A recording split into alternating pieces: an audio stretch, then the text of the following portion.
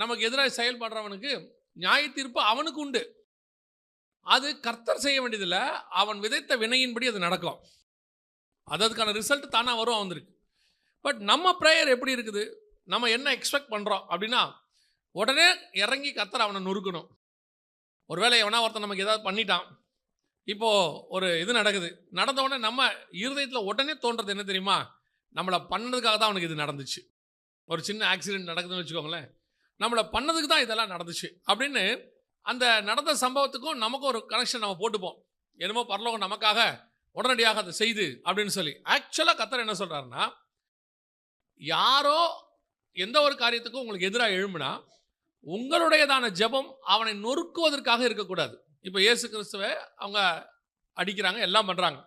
அவர் ஜெபம் என்னவா இருக்குது அப்படின்னு சொல்லி கேட்டிங்கன்னா, இவர்களை மன்னியும், இது அவர் ஜெபமாக இருக்குது.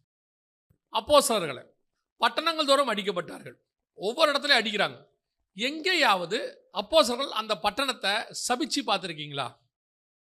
ஸ்தேவானை அடிக்கிறாங்க, அடித்த உடனே ஸ்தேவானும் இயேசு கிறிஸ்து மாதிரியே தான் சொல்கிறாரு, இவர்கள் செய்கிறது இன்னதென்று அறியாது இருக்கிறார்கள். அப்போ நமக்குள்ள சுபாவம் என்ன, ஜெபத்தில் நமக்கு இருக்கிற சுபாவம் என்ன?